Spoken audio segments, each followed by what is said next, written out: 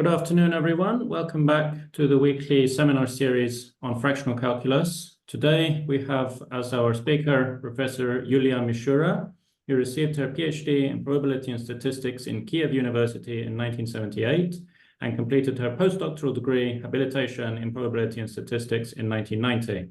She is currently a professor of the Department of Probability, Statistics and Actuarial Mathematics at Taras Shevchenko National University of Kyiv. Having broad and varied scientific interests, she is the author or co-author of more than 320 research papers and more than 20 books. Her research interests include the theory and statistics of stochastic processes, stochastic differential equations, fractional calculus and fractional processes, stochastic analysis, functional limit theorems, entropies of probability distributions and stochastic systems, financial mathematics, and other applications of stochastics. Invited speaker of many international congresses and conferences, organizer of series of conferences, editor-in-chief of the journal Theory of Probability and Mathematical Statistics, co-editor-in-chief of the journal Modern Stochastics, Theory and Applications, team leader and participant of many international research projects. So it's a great pleasure to hear from her today on the subject of fractional operators and fractional stochastic processes. Please, the floor is yours. Thank you very much for introduction and in general for the invitation and possibility to present the talk. And let me start. The talk will be devoted mainly to Gaussian processes, very wide class of stochastic processes. These are the processes for which all finite dimensional distributions are Gaussian. Among various classes of Gaussian processes, let us consider the class of processes that admit the integral Volterra representation via some Brownian motion. So Brownian motion will participate. Such processes arise naturally in finance or in the modeling of functioning of technical devices, for example, mobile device. And they appear in the case if you want to insert memory in the model, so-called memory. They are natural extension of fractional Brownian motion, FBM in short, which admits the integral representation via the Brownian motion, and the Volterra kernel of its representation consists of the special power functions. Further, the solution of many problems related to FBM is based on its Hölder property, on the Hölder property of its trajectories. Therefore, it is interesting to consider the smoothness properties of Gaussian processes admitting the integral representation via some Brownian motion, and with the representation kernel that generalizes the kernel in the representation of FBM. The next question is what properties should the kernel have in order for the Brownian motion and the corresponding Gaussian process to generate the same filtration? In naive ways, it means that these processes generate the same information up to any moment t. It turned out that the function in the kernel should form in a specific way so-called sonic pair. Properties that the components of the kernel generating FBM have. Thus, the properties of Gaussian process turned out to be directly related to the analytical property of the corresponding kernel. Now, let me introduce briefly fractional Brownian motion itself, and then we can compare with different more general approaches. So consider the simplest case of the kernel. This kernel will generate FBM. In order to do this, let the general indicator function be given by the following formula. 1, as usual, minus 1, if we reverse, and 0 otherwise. Now let me have a first index. First index h in general is from 0 to 1. Now let it be from 0 to 1, but not including 1/2. And alpha is h minus 1/2. Then we can, for all t from R, apply standard fractional Riemann-Liouville integral to indicator. And obtains the following kernel. Here we have positive part, so in general it is valid only until t and this only until 0. Now, from other side, let me have complete probability space because we want to consider stochastic processes. And the definition is the following: two-sided, because from minus to plus infinity, two-sided and normalized because we want to have variance at 1 equaling 1. Fractional Brownian motion with first index h from 0 to 1 is a stochastic Gaussian process that will be denoted pH on omega fp, having the following properties. It starts from 0. Its mean is 0 mean process, and its covariance function is of the following form. This is standard form of covariance function of fractional Brownian motion. You see the sum of arguments to power 2h minus their difference also to power 2h. This form of covariance function was introduced in 1940 by Kolmogorov, but of course it is very nice to have it, but not sufficient to study the properties of fractional Brownian motion. But we can state that incremental variance of fractional Brownian motion is just proportional to the difference. And since the process is Gaussian, it has continuous modification, also according to Kolmogorov's theorem. I shall state it, but a bit later. Moreover, we have Hölder property of the trajectories of fractional Brownian motion up to order h. Everybody understands what does it mean, at least from the point of view of function. Now, let me have also two-sided Brownian motion, also Gaussian process, but with independent increments, also 0 mean, and with very simple covariance function of the following form, S minimum with t. It is a particular case of fractional Brownian motion for first index h equaling 1/2. Again, consider our kernel that we already introduced as the action of fractional Liouville, Riemann-Liouville fractional integral on indicator. Let alpha be difference h half. And the following very well-known representation, famous representation, belongs to Mandelbrot and Van Ness. It was presented in their paper in 1968. So let us consider integral with respect to Brownian motion, and the integrand is our kernel. H is from 0 to 1 and does not include 1/2 because for 1/2 we have identical operator. It is not interesting. So we introduce this integral. It is correctly defined because the kernel is from A2. It is Gaussian process, of course, because it is integral of non-random kernel with respect to Brownian motion. Here is some normalizing constant to have variance 1 at point 1. And we can state that this process has a continuous modification. We can assume that it is continuous itself. And this process is a normalized two-sided fractional Brownian motion. So in addition to covariance function, we have this very good representation with kernel and Brownian motion. So two components, kernel, in some sense Volterra kernel, here is a form of this kernel, and Brownian motion. Since we have here positive part, we integrate from minus infinity to t. If t is positive, we integrate to t positive.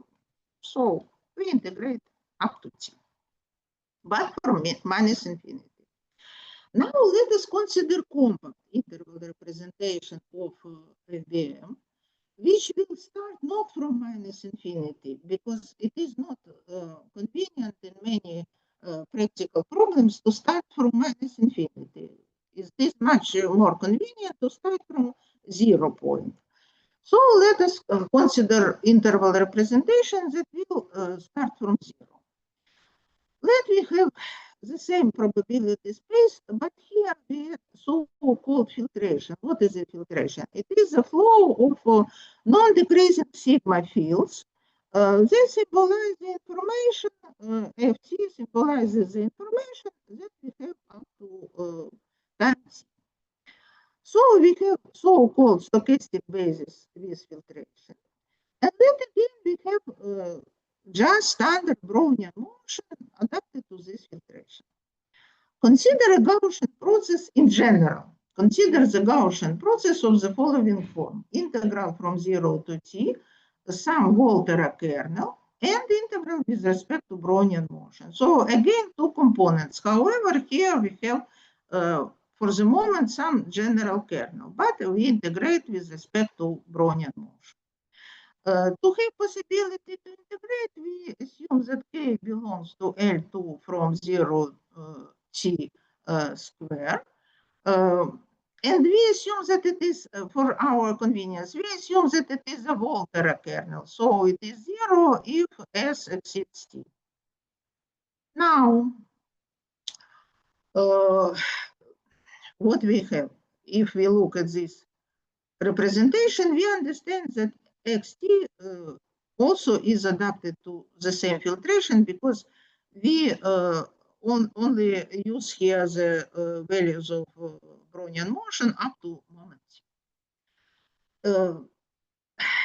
As a particular case, we can state, it was proved in also very famous paper of Norris Valkeila-Virtamo in 1998, that a normalized fractional Brownian motion with first index h from 0 to 1 without exception admits a representation of the following form. Of course, it is interesting that here B is also Brownian motion, but it is not the same Brownian motion as previous in the Mandelbrot-Van Ness representation. The story is the following, that on the same probability space, we can define very many Brownian motion. Okay, so here we have some Brownian motion, here we have kernel. And Volterra kernel has the following form. You see that in general, this form is not very convenient, but it consists only on power functions. Here is a normalized constant.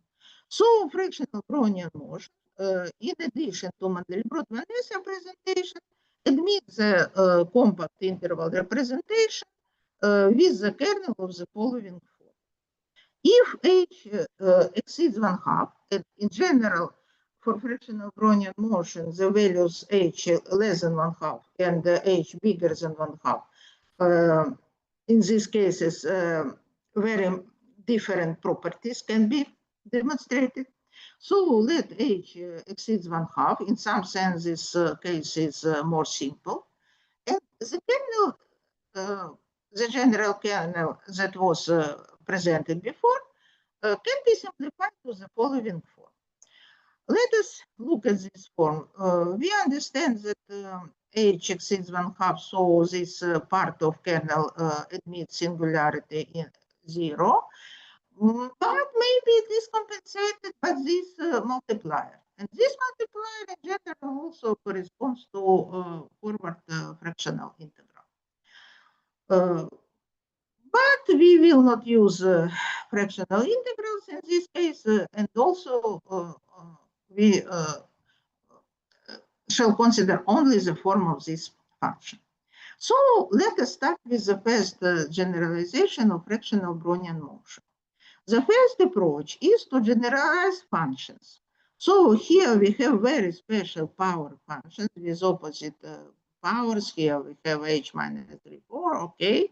But let us go ahead and, motivated by this representation, assume that the kernel is given by the following way. So A, B, and C, let it be some general functions. And now our goal is to present some assumptions on these functions A, B, and C. And we especially took 3 functions not to be more narrow than fractional Brownian motion. Oppositely, B more wide. So we took 3 ones. For the moment, they are just measurable. And then the process X, in the case under consideration, takes the following form. This is the integral of our new kernel. This is kernel itself with respect to Brownian motion. First goal is to investigate the assumptions which supply the existence and continuity of process X. And considering L spaces, we put as is standard 1 over infinity 0 and 1 over 0 infinity. So the first result is the following. Assume that the following condition, it will be necessary also below, and we mark it as I capital. So we assume that A belongs to LP, we fix some interval 0 T, B LQ, T LR for the following values of PQR, but they will be sufficiently big to satisfy the following inequality. Here we can have also equality. Then we can state that our kernel is uniformly integrable in L2. And so now our process is well defined. In addition, if we have sufficiently big P and R, and we have the following upper bound, then the process X has a continuous modification. This is the first demand to Gaussian process to be at least continuous. Okay, now we have.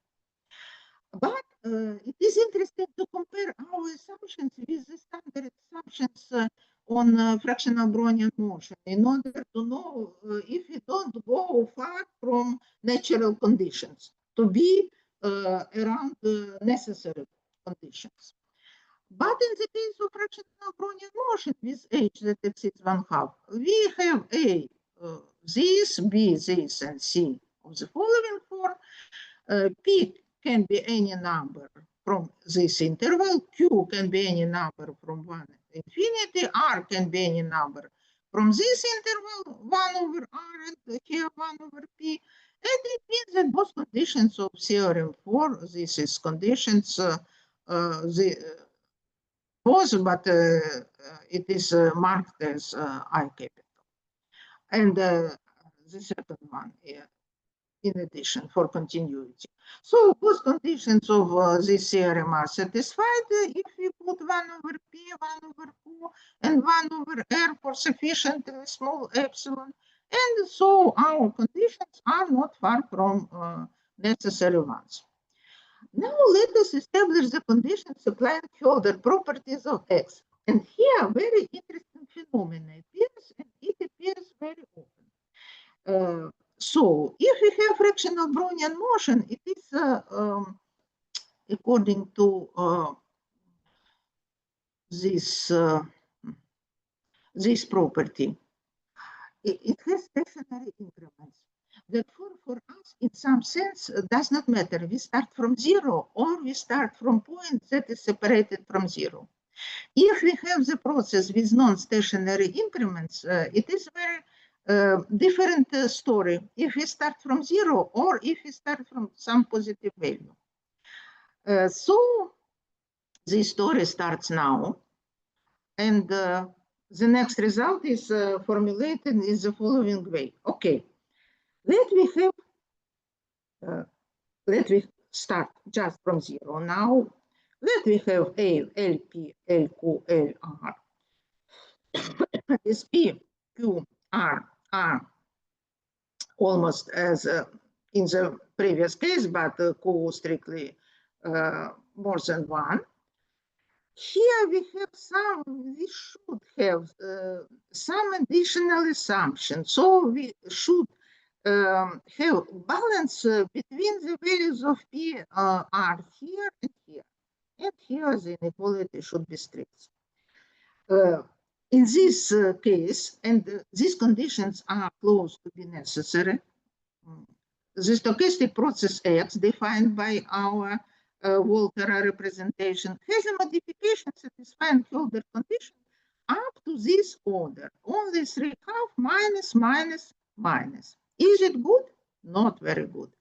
Because in the case of fractional Brownian motion, for any small positive epsilon, we can choose P, Q, R to be inverse numbers to be in this interval. Therefore, in conditions of lemma 5, we get for fractional Brownian motion Hölder property. You see here 1, and here we have 3 divided by 2. So we have Hölder property only up to order 1/2. It is not good because in reality we know Hölder property up to order h more than 1/2. So if we start from 0, we cannot formulate immediately good conditions for our Volterra Gaussian process to have good properties from 0 to t. Now let us formulate stronger conditions on A, B, and C, supplying better Hölder properties on any interval, but close to 0, possibly not on the whole 0t. Conditions are, of course, more complicated. Let me have some points. They can be 0, but they can be strictly positive. Let the functions a, b, and c satisfy the following assumptions. On the whole interval, the same p, q, r, but the upper index here, upper power here, if we a bit deviate from 0. And let me have as before our canonical condition on inverse numbers, and also some condition on higher indices. Then the stochastic process X has a modification that satisfies Hölder condition up to following order. This order is now better. If we consider fractional Brownian motion with Hölder's index more than 1/2, and define A, B, and C and exponents P, Q, and R as it was done previously, then we can take P1, Q1, R1 sufficiently big. We can take some point T0 separated from 0, strictly positive. Then the conditions of theorem 6 are satisfied, and again has modification, which satisfies Hölder condition of this interval up to such order, and this order is h minus epsilon. It is good. This is equivalent to the fact that ABM satisfies Hölder condition on this interval up to order h, which is natural. Up to order h, it is natural. But you see that in order to get these conditions, we assume something additional. And now, final condition. So the final lemma in this direction is the following. Let me have again A, B, C as before with the same exponents. However, we should assume that B is dominated by some power function. We could not avoid this condition. So power dominant appears in this lemma. So for interval from 0 to some t, 0 strictly positive, we assume that the norm of function b, LQ norm, is dominated by power function. Then we are on the safe side, and we can state the stochastic process has a modification which is continuous and satisfies Hölder condition at point 0 up to order lambda. So presence of power dominant supplies a good Hölder property at 0. So 0 is an exceptional point, and we should assume something exceptional. For fractional Brownian motion, finally, according to all previous results, we have Hölder condition deviated from 0. Now we have a Hölder condition in 0, and everything is okay. So this power dominant permits us to finally get good Hölder properties. Okay, and another question. Consider now a question for which kernel scale of Volterra form but with again with functions a, b, and c, Gaussian process of the form phi, but it means that it is integral from 0 to t kts dbs. Kts is in our consideration. So a very interesting question is for which Volterra kernels Gaussian process that we obtain as a result of integration generates the same filtration as Brownian motion, because we don't want to lose some information.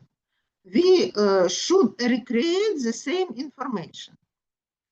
Okay, but sufficient condition for this, not necessary, but sufficient one, and nobody for the moment does not know better ones. So sufficient condition for this is the representation of Brownian motion, inverse representation, as the integral with respect to x. In this case, we understand that we have the same information for process x and process b.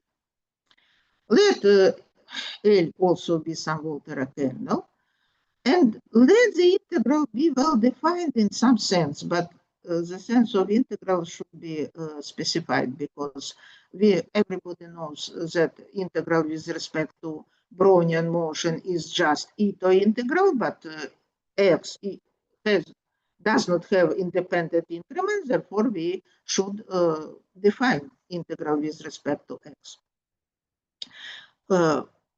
How to understand this in the case of fractional Brownian motion? So let we again have our fractional Brownian motion, and let for any small epsilon from 0 to 1, we consider some approximation. Here we substitute epsilon to have no singularity in S.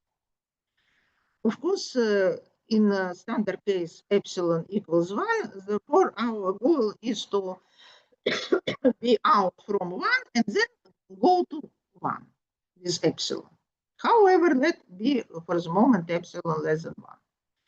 Unlike the original process, in such approximation, we can change the limit, because we have no singularity, we can change the limits of integration and get the following representation for our approximation.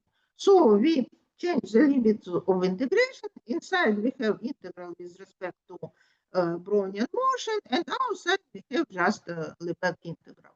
This representation allows us to write the following equality. So here we have u to power h minus 1/2. Let us integrate with respect to u to power 1/2 minus h. It disappears in the right-hand side. And we have simplified the integral. Immediately from this equality, we can also integrate. In general, we take fractional integral, but let us omit for the moment this word and just say that we integrate with respect to t minus u to power 1/2 minus h. And in the left-hand side, we get this integral. In the right-hand side, we again, according to this epsilon, can change the limits of integration, and we get the following representation. Applying this approximation, and we can go to the limit. We can go to the limit when epsilon tends to 1. And finally, we get here, instead of BH epsilon, we get BH. And here, instead of epsilon, we get just 1. And we get the following interesting integral inside. But let us look at this integral more attentively.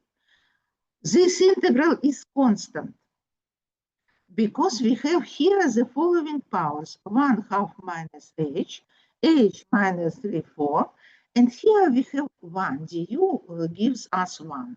Therefore, the sum of orders is 0, and we have just a beta function. So this integral is constant. when we notice this, everything is very simple. If we denote by y our result of integration, in the right-hand side, we have just this one because the bracket completely disappears. It equals constant. And now everything is very simple because here we have just one function. We can integrate also with this function, so a lot of integration. However, finally, we get the bt in the pure form equals some constant. Here we integrate y with respect to s to power h minus 1/2 to annihilate this power, and here we get the representation. So we get the representation that we needed, and in particular, it means that B and BH generate the same filtration. Of course, this transformation could be performed much faster, but our goal here was to pay attention to the role of the property of convolution of two functions to be a constant. This property is characterized for function to be Sonian pairs. So let us consider this notion. Let us give some basic information about Sonian kernels. More details can be found in the paper Samko and Cardozo. And we also consider in very simplified form the related generalized fractional calculus introduced in the paper of Kochupin. So let me have two functions. Function C from L1 is called a Sonian kernel if there exists a function h also from L1 such that their convolution equals 1. Functions C and h are called Sonian pair, or equivalently we say that C and h form or create a Sonian pair. This is the same. Of course, constant 1 is optional. We can take any constant, it does not matter for us, and maybe for anybody. Now, let me have C with hat and H with hat, the Laplace transform of C and H, and then this relation is equivalent to the following one. So we understand from this relation of Fourier transforms that function C, if it has Sonian pair, cannot have more than one Sonian pair. So if Sonian pair exists, it is not often. It is rather rare event than often event. However, if we have this event, Sonian pair is only unique. Now, let function C and H form a Sonian pair. For function F, also from L1, consider the following operators: the generalization of fractional operator, the convolution of C and function F. It is analog of forward fractional integration operator. Let us identify an inverse operator. In order to do this for G, which is absolutely continuous on 0t, so it has a derivative almost everywhere. Define a fractional analog of fractional derivative of the following. After some transformation, we get the following equality. And also, we can write our candidate of fractional derivative in the following way. But the derivative here is understood in the weak sense. Similarly, we can define an analog of backward fractional integral. You understand this very well. And the corresponding differential operator can be. Also, we can state in the following lemma that generalized fractional integral and fractional derivative are inverse operations. Here in lemma 9, it is presented. Now consider a Gaussian process given by the integral transformation with the following kernel. Here is the kernel. A of s integral b of u cu minus s du. This is the kernel. Define the integral operator of the following form. It acts on function f. Let f belongs to L2. then this operator translates to AC. Therefore, we can apply Fubini's theorem and get the following representation for K. But in this case, we understand that Kf of t is the integral, alpha belongs to L1, and we can denote the following, just the following integral with derivative of Kf. Further, for measurable function g, such that the norm of g in the space, let it be denoted hx as this integral with respect to g, and also we integrate on 0t square. The integral operator g can be defined. This operator can be extended to the completion of h in hx of the set of measurable function with finite norm in the following way, as the last formula stated. So several operators, but final result will be very pleasant to see. The operator G star is related to a joint K star of K in the following way, with some finite sign measure. We can identify it inverse to operator G and G star, but here it is not possible in general. And to do this, we assume this is the principal assumption that function C forms a Sonian pair with some function H from L1. We cannot avoid this for the moment, and it is natural to assume this, that we have a Sonian pair. Then the operator G and G star can be written in terms of fractional operators in the following form, and G and G star. I shall not pay your great attention on the formulas, just to state that this formula exists. In order for this operator to be injective, we assume technical assumption. This assumption is technical. Functions A and B should be positive. And for f such that f b minus 1, b minus 1 is just 1 divided by b everywhere. The operator L as fractional derivative, and we can transform it. We can define L star, and now we can state the following. Let we have our main assumption I, and assumption to have Sonian and this technical assumption. Then the operator G and G star are injective, and for function fg such that fb minus 1 is absolutely continuous, and the same for g a minus 1, we have that g l and g star l star are inverse operators. Now we should invert covariance operator k star, and we need a further technical assumption. Here is a technical assumption on function a minus 1 and b minus 1, and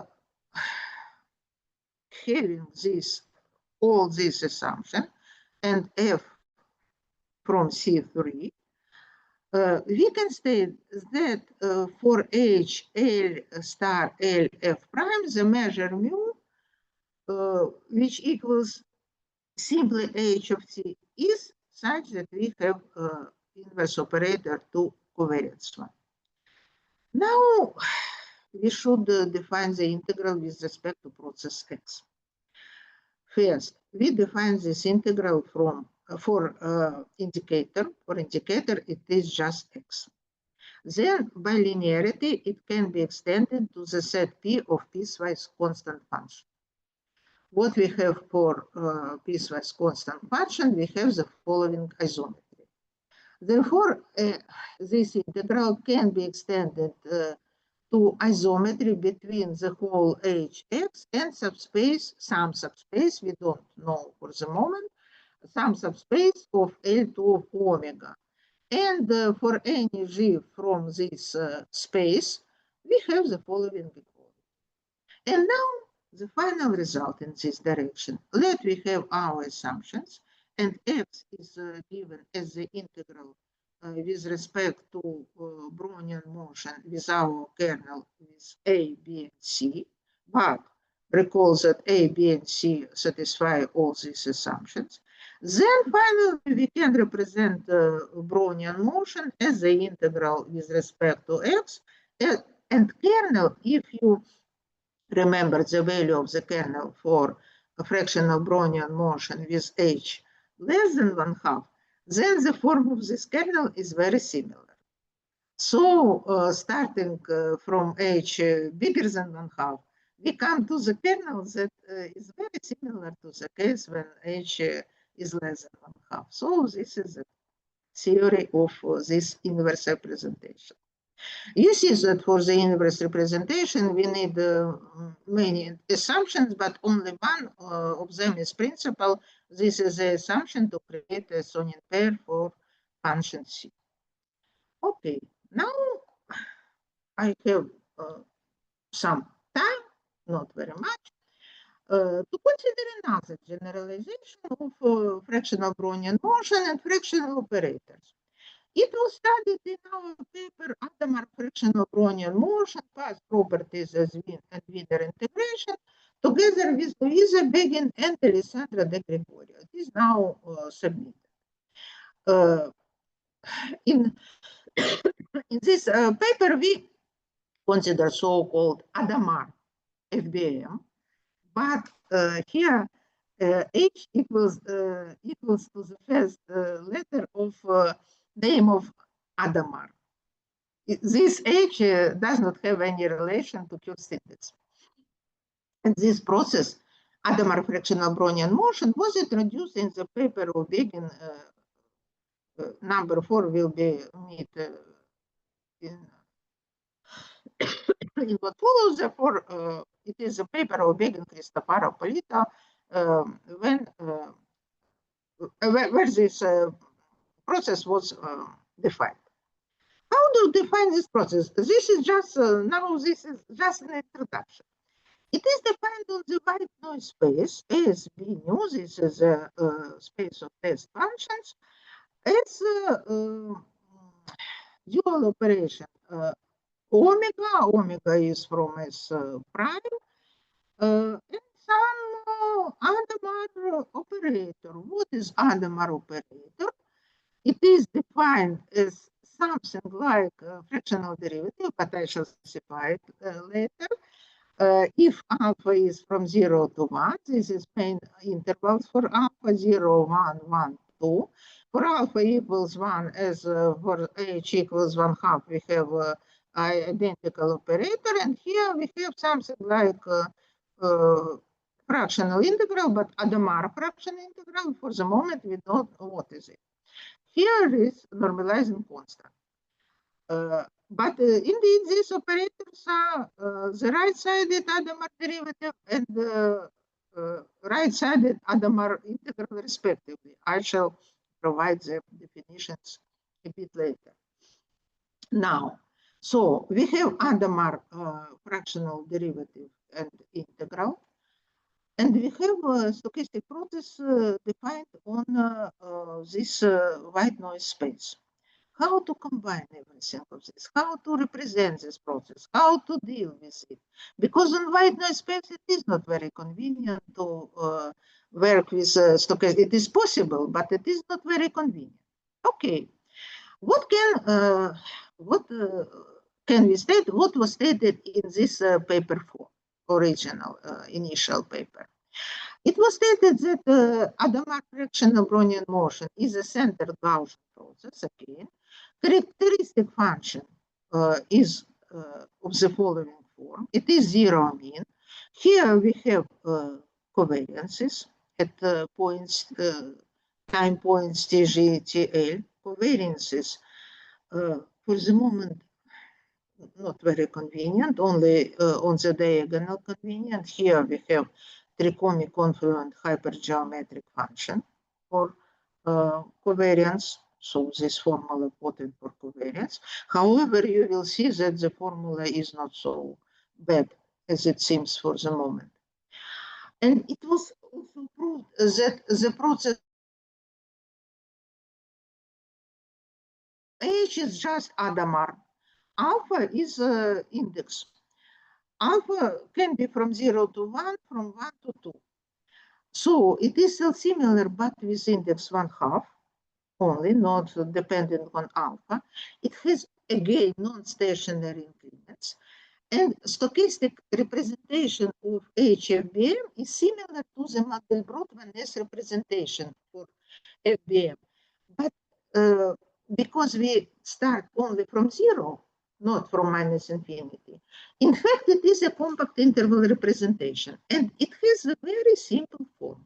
So starting from these inconvenient and complicated operators, we come to very convenient formula. We again have integral with respect to Wiener process or to standard Brownian motion. This is the same. And it was stated that this process is well defined for alpha 0, 1, 1, 2. But on the other hand, this integral is defined also for all alpha starting from 2. No problem, because the bigger alpha we have the less singularity. But this latter case, especially the case when alpha exceeds 3, is not very interesting for the reasons of behavior of trajectories. The trajectories for big alpha are so smooth that they are almost Lipschitz, and it is not interesting for consideration. So having, in a certain sense, a dual nature, this HFBM is interesting from the point of view of fractional analysis and the stochastic processes. As a stochastic process, it is a Gaussian-Volterra process of the following form: kernel is logarithmic. And what was very interesting is that we go away from power functions. It can be said that for the first time we consider Volterra kernel with logarithm. And it is interesting what will be new in this case, and many new things. Moreover, we can predict that logarithm t divided by s is just the difference of logarithm. By Lagrange theorem, it can be represented in the following form, and theta is from st. And it is logical immediately to assume that the smoothness properties of the process will be different near 0, and if we deviate from it, and this is the case. Okay, since maybe only 5 minutes more, I only present the form of Hadamard type integral and Hadamard type. So this is in some sense fractional integral, but no powers, just logarithm. This is respective Hadamard type derivative. And in general, it will be always assumed that mu equals 0, so this multiplier disappears, just logarithm f of z divided by z. Now, it is a very natural explanation why, in general, logarithm appear in the representation of our process. Here is the formula for derivative of integral acting on some indicator. And also it can be stated that Hadamard derivative and Hadamard integral are inverse operations. Here it is stated. Of course, not we start, but briefly explain the basic properties of trajectories. It is interesting that the variance of this very complicated Hadamard processes is very simple, just t. It coincides with the variance of Brownian motion. By the way, self-similarity 1/2 follows from this formula. Covariance is not so simple because we cannot annihilate here logarithm. However, it is not very complicated. I shall maybe skip the definition of Hölder property because everybody knows it. This is Kolmogorov theorem that was mentioned for Gaussian process. If we have for incremental variance following upper bound, then X is Hölder up to order beta, but maybe not of beta. This is some words about uniform models of continuity. And let me formulate at least one result and explain what is the difficulty in establishing the upper bounds. So our goal is to establish upper bounds for incremental variance, but I can explain immediately that incremental variance is the sum of two integrals, and these integrals can have different behavior. Therefore, we should analyze both of them and then compare their behavior and choose, of course, the worst one. And after these efforts, we obtain the following result. For alpha from 0 to 1, we have here alpha. So we have Hölder property alpha divided by 2 minus 2. So up to alpha divided by 2. It is more or less clear, but for alpha from 1 to 2, it was unclear in advance. But we get here the order that does not depend on alpha. We have only 1/2 minus, so up to order 1/2. And of course, it was necessary to know if we get the best upper bounds. Yes, it is, we get, because of this theorem. The upper bounds, both of them, cannot be replaced by any other with higher index. So I shall maybe stop here.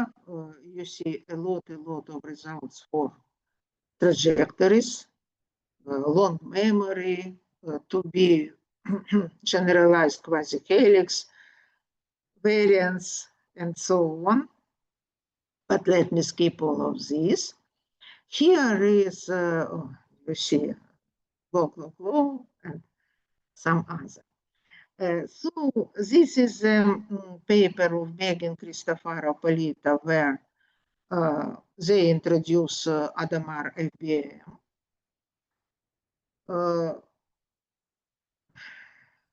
Here is the papers about, especially of Kochubey, about the general fractional calculus. Here is 2 papers in which we consider the properties of Gaussian processes with Volterra kernels. And thank you very much for the attention. Thank you very much for the nice presentation. Do we have any questions or comments from the audience?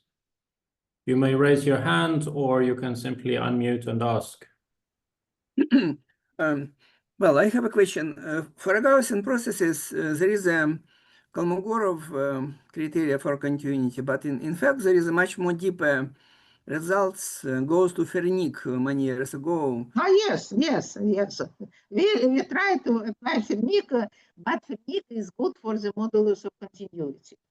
It is more advanced results, and yes, we applied them. Is it give something new when you applied Fernik conditions in this in place of Kolmogorov conditions? So, but we cannot get anything better with Fernik because we proved that we cannot get higher order. It is proved without Kolmogorov, without Fernik. We just proved by some examples. Okay. that the order cannot be increased. So Okay. you understand? Yes. Okay, thank you. Thank you for the question, Nikolai. Thank you. Any further questions?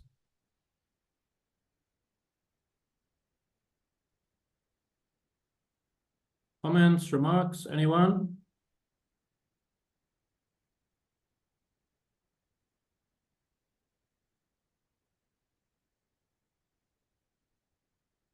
If not, then once again, thank you very much, Professor Mishura, for your talk.